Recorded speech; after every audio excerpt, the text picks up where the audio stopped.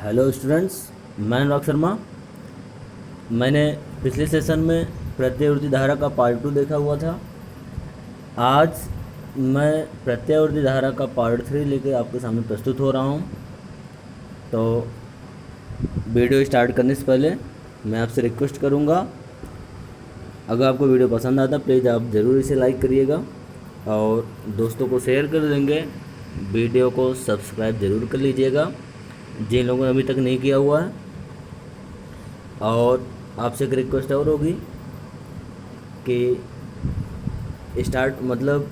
Video start करने से पहले मीन्स देखने से पहले अपने सामने कम से कम एक नोट्स मीन्स आपको करना कि एक कॉपी रख लेनी है, पेन होना चाहिए और मैं भी हो सके तो आपके पास हेडफोन या किसी एकांत जगह पर आप बैठ जाइए ताकि आपको जो चीज़ें मैं पढ़ाऊँ वो आपको आसानी से समझ में आ सके। तो आइए बिना किसी देरी के हम वीडियो स्टार्ट करते हैं। तो आज की जो हमारी हेडिंग है वो हमारी हेडिंग कौन सी है? विभिन्न प्रकार के प्रत्यावर्ती धारा परिपथ। विभिन्न प्रकार के प्रत्यावर्ती धारा परिपथ, ये आज की हमारी हेडिंग है। ध्यान दीजिए, टोटल हमारे पास 7 टाइप हैं। इसे कितने टाइप दिए गए हैं? 7 टाइप। लेकिन अगर हम बोर्ड एग्ज़ाम की बात करें तो बोर्ड एग्ज़ाम में मैक्सिमम 2 से 3 पूछे जाते हैं। 2 से 3 मीन्स जिसमें हमारा, अगर हम बहुत ज़्यादा इंपॉर्टेंट की बात करें तो एक पूछता है LCR सर्किट। क्या पूछता है? LCR सर्किट का डेरिवेशन पूछा जाता है, या कभी कभार RC का पूछ लेता है। ठीक है, तो वो हमारे बोर्ड के लिए इम्पोर्टेंस होंगे। लेकिन हाँ, जो मैं इस समय बता रहा हूँ इनका क्या तब मतलब होगा? इनका मतलब बस इतना सा होगा, इनसे हमारे कुछ डिफिनीशंस बनते हैं जो हमारे एग्ज़ाम में 1 या 2 नंबर में इनको भी पूछे जाते हैं। तो चलिए पहले हेडिंग देखते हैं क्या लिखा गया है।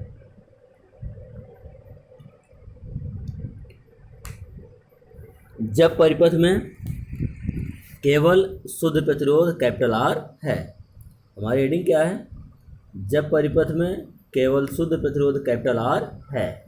तो फिगर देख लीजिए तुरंत। फिगर हमारा इस तरीके से इसका बनना है और देख लीजिए क्या है। ये हमारा हो जाएगा R, क्या है? प्रतिरोध हो जाएगा। और ये हमारा वोल्टेज है, मीन्स क्या दिखाया कि V/V0 sin ओमेगा t। अब जिन लोगों ने पिछला वीडियो देखा उनको कोई भी दिक्कत नहीं होगी, थोड़ी सी भी उनको प्रॉब्लम नहीं आएगी, क्योंकि इस चीज़ को मैंने वहाँ डेरिवेट करके आपको दिखाया हुआ है। ओके, चलिए अब देखते हैं, स्टार्ट करते हैं। अगर आपको फिगर बारे में 102 लाइन लिखना है तो बताइए आप क्या लिखेंगे? माना कोई तार है जिसका प्रतिरोध क्या है? कैपिटल R है, और इसको हमने क्या कर दिया? किसी प्रत्यावर्ती स्रोत से जोड़ दिया गया है, जिसका वोल्टेज क्या है? V/V0 sin ओमेगा t है। ठीक है, बस इतनी आपको थ्योरी इसमें लिखनी है और कोई दिक्कत इसमें नहीं होनी चाहिए आपको। चलिए आगे समझिए क्या आप लिखेंगे। तो शायद ये लाइन आपको समझ में आ रही हो कहाँ से लिखा गया। ये आपको फिगर में दिखाया गया V/V0 sin ओमेगा t। अब ओम का नियम आपको याद होना चाहिए। ओम का नियम बताइए क्या है? V = क्या होता है? I/R होता है।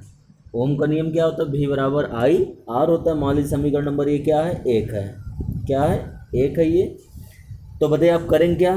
बस इसी V एग्जाम क्या रख देंगे? I/R। तो देखिए आपको V0 sin ओमेगा t वैसे लिखा गया है और V एग्जाम क्या रखा गया? I/R रख दिया गया है।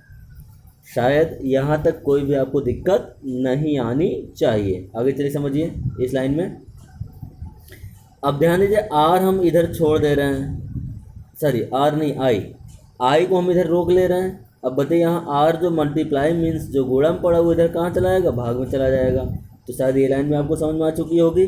V0/R sin ओमेगा t ये किसके बराबर है? I के। Means I = V0/R sin omega t। अब यहाँ थोड़ा समझ लीजिए कौन कौन सी क्या चीज़ें कैसे हैं। I क्या धारा है, V0 क्या है? अधिकतम वोल्टेज है, मीन्स महत्तम वोल्टेज है। R क्या? प्रतिरोध है। ओमेगा क्या है? कोणीय वेग बन जाएगा। और t क्या? आपका टाइम मीन्स समय है। ठीक है, अब ध्यान दीजिएगा, इसको बताइए क्या लिखा जा रहा है। इसको आगे बोला गया लेकिन V0/R = क्या है? I0 है। क्योंकि आप जानते हैं V/I R होता है। V क्या होता है? यहाँ देखिए लिखा भी है V क्या होता है? I R होता है। तो V/R का मान कितना है? I ही तो आएगा।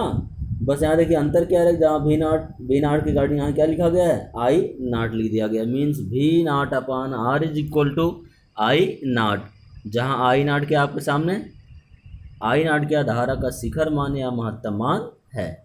ओके, चलिए आगे बढ़ते हैं। बस एक लाइन लास्ट आपको लिखनी क्या है, आई इज इक्वल टू, अब बस इसकी हम क्या लिख देंगे, इसकी जगह हमने लिख दिया आई नाट साइन ओमेगा टी। यही हमारा क्या इसका एक्चुअल डेरिवेशन है। कब, जब परिपथ में क्या हो, शुद्ध प्रतिरोध कैपिटल आर है। अगर आप निकालना चाहे शुद्ध प्रतिरोध निकाल लीजिए, आर बराबर क्या बन जाएगा, वी अपान आई, या अगर आपको मैक्सिमम फॉर्म में लिखना क्या लिखेंगे आप, वी नाट अपान आई नाट। तो शायद इस डेरिवेशन में आपको कोई भी प्रॉब्लम नहीं होनी चाहिए। स्टूडेंट्स आपसे एक रिक्वेस्ट क्या होगा, थोड़ा सा ये चैप्टर आपके लिए टफ हो सकता है, मीन्स कठिन हो सकता है, वो भी मैथ वाले के लिए थोड़ा सा भी नहीं होगा। अगर आप बेहतर ढंग से समझेंगे तो थोड़ी सी दिक्कत बायोलॉजी वाले के लिए हो सकती है, लेकिन हाँ वो भी अगर कोशिश करेंगे तो उनको भी कोई प्रॉब्लम नहीं आएगी। ठीक है, आइए अगर थोड़ा सा आप इसका देख लीजिए ग्राफ। अगर मान लिया आपको ग्राफ जानना है तो देख लीजिए, ग्राफ में आपको बताना क्या है, ये हमारे पास ग्राफ है, तो वी और आई और किसके बीच खींचा गया है, ओमेगा नॉट के बीच खींचा गया है। ये ऊपर वाला क्या दिखाया गया है, वी मीन्स क्या है, वोल्टेज का है, और इस डॉट डॉट वाला किसका दिखाया गया, धारा का है। मीन्स ऊपर वाला जो वोल्टेज का ग्राफ है, नीचे वाला किसका है, धारा का है। ठीक है, अब ये वी नाट आई नाट कहाँ लिखा गया, चूँकि आप देख लीजिए सबसे पीक वैल्यू यही है। यहाँ क्या है, पीक वैल्यू, मतलब जिसको पीक माने आप चोटी बोलते हैं। ठीक है ना, अब भाई चोटी का मतलब और कुछ ना समझिएगा। ठीक है, तो वी नाट क्या हो जाएगा यहाँ पर, महत्तम वोल्टेज बन जाएगा, आई नाट क्या बन जाएगा, महत्तम धारा। ठीक है, अब अगर आपको एक ग्राफ और जाना तो आप इस तरीके से ग्राफ देख सकते हैं। तो ये क्या होता है, स्ट्रेट लाइन निकलता हुआ चला जाता है। तो इस तरीके से हमारी क्या होगी, पहली हेडिंग ये कंप्लीट हो गई। मीन्स क्या, जब परिपथ में केवल शुद्ध प्रतिरोध कैपिटल आर है। स्टूडेंट्स मैं आपसे बार बार बोलता हूँ, अगर आपको किसी भी टॉपिक में कोई भी प्रॉब्लम्स आती है, या किन्हीं भी टॉपिक से, चाहे वो फिजिक्स की हो, चाहे केमिस्ट्री की हो, चाहे मैथ की हो, अगर किसी में आपको डाउट है तो प्लीज़ आप हमें कमेंट करिए, मैं उन पर आपको वीडियो बना के दे दूँगा, ताकि आपकी वो समस्या दूर हो सके। ठीक है, चलिए अगले हेडिंग तरफ हम बढ़ते हैं। अगली हेडिंग हमारे पास आती है, जब परिपथ में केवल, चलिए देखते हैं हमारे पास हेडिंग क्या है, जब परिपथ में केवल स्वप्रेरकत्व कैपिटल एल है। जब परिपथ में केवल स्वप्रेरकत्व कैपिटल एल है।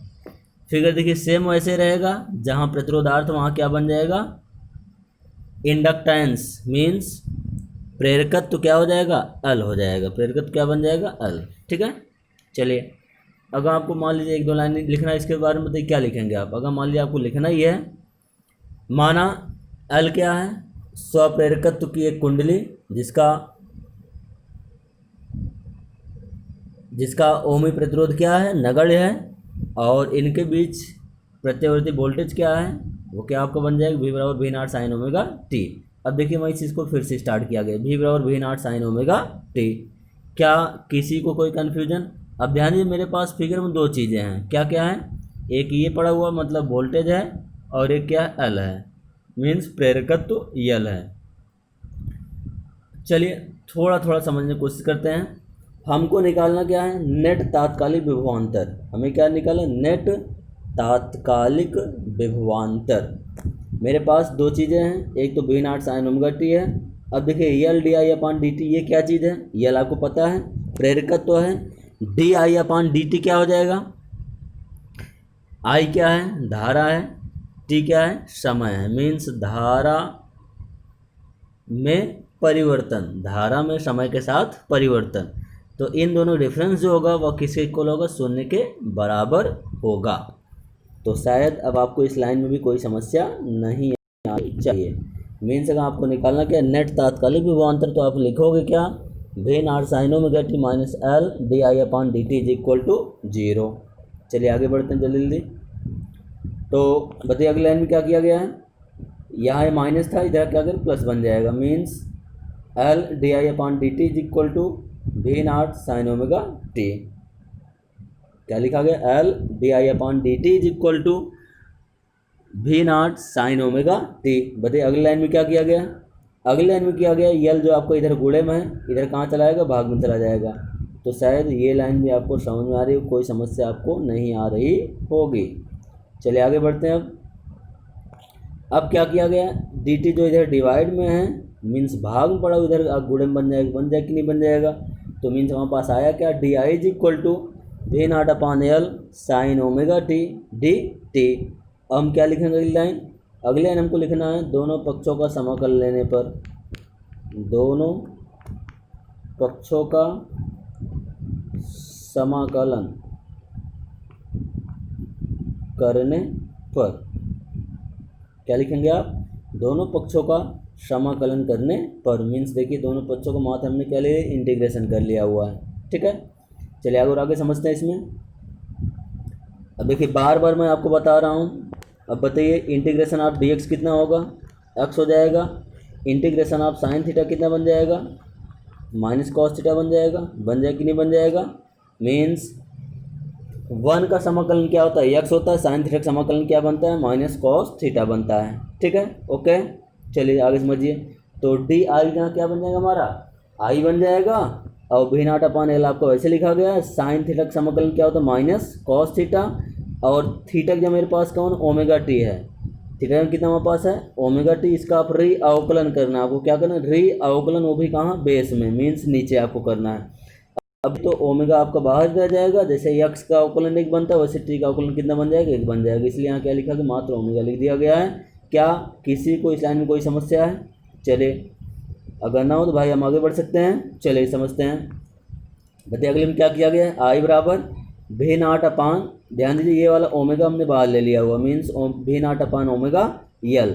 अच्छा थोड़ा सा एक बात और समझिएगा, आपने छोटी क्लास में पढ़ा हुआ है क्या, आप बोल सकते हैं कॉस थीटा बराबर, बताइए क्या बनता है, कॉस थीटा बराबर बनता है साइन 90 माइनस थीटा। होता है कि नहीं होता, साइन 90 माइनस थीटा। थोड़ा समझ लीजिए एक बार, sine 90 minus theta is equal to cos theta होता है कि नहीं होता है।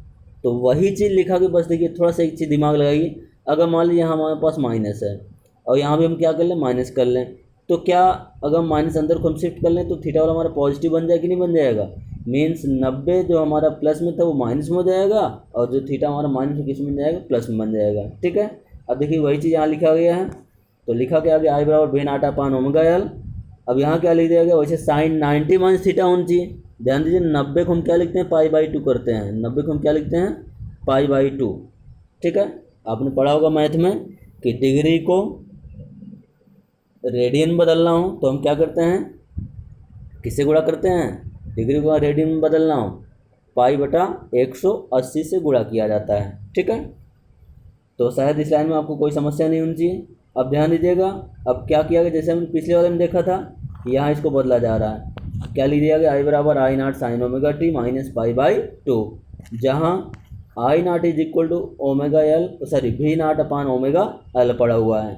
किसी कोई प्रॉब्लम, भी नॉट अपान ओमेगा एल। अच्छा बताइए आपने पढ़ा ओम का नियम क्या, भी बराबर आई आर होता है कि नहीं होता है। तो बताइए आई बराबर क्या बन जाएगा, भी अपान आर बन जाएगा कि नहीं बन जाएगा। मीन्स यहाँ जो ओमेगा एल किसका काम कर रहा है, वो आर का काम कर रहा है। किसका काम कर रहा है, आर का काम कर रहा है। तो बताइए आई नॉट हमारे पास क्या, आई नॉट क्या, धारा का शिखर मान है। भी नॉट क्या है, महत्तम वोल्टेज है, ठीक है। चलिए आगे बढ़ते हैं एक लाइन। चलिए थोड़ा सा जल्दी इसका ग्राफ दीजिए। ग्राफ देखिए लगभग सबका सेम चलता है, कोई अंतर नहीं होना चाहिए। ये आपका ग्राफिकल है। ऊपर वाला जो दिखा है किसका हो जाएगा, वोल्टेज का है। नीचे वाला जो डॉट डॉट लाइन है किसकी है, वो धारा की हो जाएगी। पी की वैल्यू को हम क्या बोलेंगे, महत्तम बोलेंगे ही। बी नॉट क्या हो जाएगा, महत्तम वोल्टेज हो जाएगा। और आई नॉट क्या हमारा बन जाएगा, धारा का शिखर मान बन जाएगा, ठीक है। तो ये भी फिगर आप छाप लीजिएगा, इसमें कोई आपको दिक्कत नहीं होनी चाहिए। चलिए अब एक हेडिंग बस, ये लास्ट जो हमारी आज की वीडियो की लास्ट हेडिंग है, ये समझिएगा थोड़ा सा सही से। हेडिंग क्या लिखी है, प्रेरण प्रतिघात। क्या लिखा गया, प्रेरण प्रतिघात लिखा गया है। अब बताइए क्या ये चीज़ पीछे आई थी, नहीं आई थी। आपने बताइए क्या लिखा हुआ है, देख लीजिए एक बार। ये आपका लिखा भी गया है, ये आपने देख लिखा हुआ है क्या, आई naught is equal to V naught upon omega L. देखिए वही चीज़ यहाँ पर लिखा गया फिर से। तो देख लीजिए क्या लिखा गया है, I naught is equal to V naught upon omega L. इसमें शायद किसी कोई दिक्कत नहीं होनी चाहिए। अब चलिए फिर से एक बार थोड़ा सा रिवाइज करते हैं। क्या होता है ओम का नियम, वी बराबर आई आर बनता है, बनता ही नहीं बनता है? तो बताइए आई बराबर क्या बन जाएगा, आई बराबर बन जाएगा वी अपान आर हो जाएगा कि नहीं हो जाएगा? चलिए थोड़ा सा आप दिमाग लगाइए। तो इसका मतलब क्या है, ये हमारे पास होना चाहिए वी अपान आर होना चाहिए कि नहीं होना चाहिए? अब बताइए यहाँ तक कि हम थ्योरी क्या बोलेंगे, ध्यान से लोग समझेंगे। थ्योरी हमको यहाँ बोलना होगा कि इस इक्वेशन से हम पाते क्या हैं, ओमेगा एल क्या है, ओमेगा एल आर जगह मीन्स ओमेगा एल क्या परिपथ का प्रतिरोध है, और ये किसके कारण है, ये आपका है प्रेरकत्व एल के कारण। किसके कारण? प्रेरकत्व एल के कारण है। इसलिए यहाँ पर हम आर को मीन्स ओमेगा एल को हम प्रतिरोध न कहकर हम क्या कहते हैं, प्रेरण प्रतिघात कहते हैं। क्या कहते हैं इसको? हम प्रेरण प्रतिघात कहते हैं। और इसे हम किससे प्रदर्शित करते हैं? प्रेरण प्रतिघात को अक्सर से। ध्यान दीजिए, ये चीज़ बहुत ज़्यादा आपको परेशान करेगी, हर जगह ये चीज़ आएगा। न्यूमेरिकल में कम से कम इनसे 8 नंबर के न्यूमेरिकल कभी 8 नंबर के नहीं 5 नंबर के बनते हैं। कितने नंबर के? 5 नंबर के न्यूमेरिकल्स कभी कभार इस पर आ जाते हैं। इसलिए बहुत अच्छे से फार्मूला आप समझते चलिएगा भैया, रिक्वेस्ट आपसे बार बार है, ठीक है ना? तो क्या हो जाएगा मीन्स, एक बार फिर से मैं बोलता हूँ। ओम का नियम लगाने पर हम पाते क्या हैं, ओमेगा एल क्या परिपथ का यहाँ प्रतिरोध आर होना चाहिए, लेकिन ये प्रतिरोध आर जो है किसी कारण प्रेरकत्व एल के कारण है। इसलिए हम इसको आर न कहकर हम क्या कहते हैं, प्रेरण प्रतिघात कहा जाता है। क्या कहा जाता है? प्रेरण प्रतिघात कहा जाता है। और उसे हम किससे प्रदर्शित करते हैं? अक्सल से प्रदर्शित करते हैं। तो बताइए अक्सल बराबर क्या बन जाएगा, ओमेगा एल हो जाएगा कि नहीं हो जाएगा? अब आपने कक्षा 11 में पढ़ा हुआ है, क्लास 11 में आपने पढ़ा हुआ क्या, ओमेगा बराबर पढ़ा हुआ 2πn पढ़ा हुआ है, पढ़े हैं कि नहीं पढ़े हैं? या 2/t आपने पढ़ा हुआ है, पढ़ा गया नहीं पढ़ा गया है? पढ़ाया गया, आपने पढ़ा हुआ है। यहाँ यन क्या है? आवृत्ति है। यन क्या है? आवृत्ति। अब ध्यान दीजिएगा, चाहे आप 2πn लिखिए चाहे 2πf लिखिए, यह भी आवृत्ति है, यन भी आवृत्ति। इसलिए यहाँ क्या कर दिया गया, यहाँ आगे बढ़ा दिया गया बस एक लाइन। अक्सल बराबर क्या बन जाएगा, 2πf l बन जाएगा। क्या बन जाएगा? 2πf l। अगर आप यहाँ एक चीज़ निकालना चाहें, क्या अक्सल प्रोपोर्शनल है किसके, f के भी हो सकता है, ठीक है? यहाँ अक्सल प्रोपोर्शनल किसके है, f के। ओके, अब देखिए आप सामने ग्राफ खींचा गया, जब इसके बीच ग्राफ खींचा तो क्या हमको मिलती है, एक स्ट्रेट लाइन। क्या मिलती है? एक सरल रेखा प्राप्त होती है। एक हमको क्या मिलती है, सरल रेखा प्राप्त होती है। अगर आपको जानना प्रेरण प्रतिघात का मात्रक क्या बनता है, प्रेरण प्रतिघात का मात्रक क्या होता है, ओम। कारण क्या, रीजन क्या, थोड़ा समझ लीजिए एक बार। चूँकि ये आर की जगह तो है ना, प्रतिरोध का मात्रक क्या होता है, ओम होता है। तो इसी कारण से प्रेरण प्रतिघात का मात्रक भी क्या होगा, ओम होगा। ध्यान दीजिएगा, इससे 1 नंबर में आने की इनकी संभावना, मीन्स बोर्ड एग्जाम में 1 नंबर पूछ सकता है। कैसे पूछा जाएगा, प्रेरण प्रतिघात से आप क्या समझते हैं, इसका फार्मूला बताइए, इसका मात्रक बताइए। तो आपको सिंपल में ऐसे ही दे देना है। तो स्टूडेंट्स, आपको वीडियो कैसा लगा प्लीज़ आप हमें कमेंट करके बताएंगे। यदि वीडियो आपको पसंद आता है तो वीडियो को ज़रूर से ज़रूर लाइक कर दीजिए। तो आज के लिए इतना ही, थैंक यू।